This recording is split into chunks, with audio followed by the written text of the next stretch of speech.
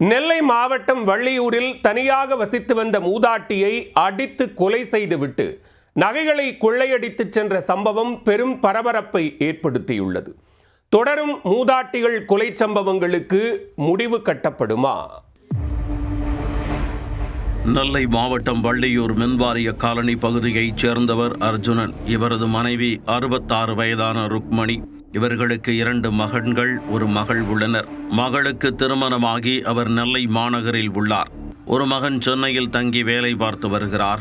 மற்றொரு மகன் பாலசுந்தர் காவல் கிணறு அருகே உள்ள மந்திரகிரி இஸ்ரோ மையத்தில் வேலை பார்த்து வருகிறார்.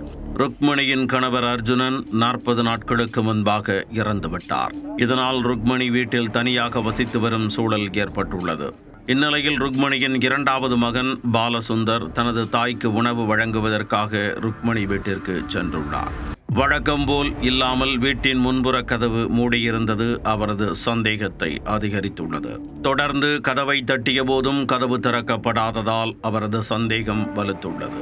உடனே வீட்டின் பின்புறமாக சென்று வீட்டிற்குள் நுழைந்து பார்த்தபொழுது தாய் ருக்மணி உயிரிழந்து கிடந்தது கண்டு பாலசுந்தர் அதிர்ச்சியில் உறைந்து போனார்.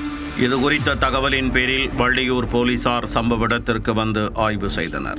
முதற்கட்ட விசாரணையில் ருக்மணி அணிந்திருந்த 7 பவுன் தங்கச் செயின் மற்றும் 3 பவுன் வளையல், கம்மல், மோதிரம் ஆகியவை திருடப்பட்டிருப்பது தெரியவந்தது. எனவே நகைக்காக வீட்டில் தனியாக இருந்த மூதாட்டியை படுகொலை செய்துவிட்டு 10 பவுன் நகைகளை கொள்ளையடித்து சென்றிருக்கலாம் என்ற கோணத்தில் போலீசார் விசாரணையை தொடங்கியுள்ளனர். சமீப காலமாக வீட்டில் தனியாக இருக்கும் மூதாட்டிகளை குறிவைத்து நோட்டமிடும் கொள்ளையர்கள் நகைக்காக அவர்களை கொலை செய்யும் போக்கு அதிகரித்து வருகிறது. போலீசார் உரிய நடவடிக்கை மேற்கொண்டு கொள்ளை கும்பலை கட்டுப்படுத்த வேண்டும் என பொதுமக்கள் கேட்டுக்கொண்டுள்ளனர்.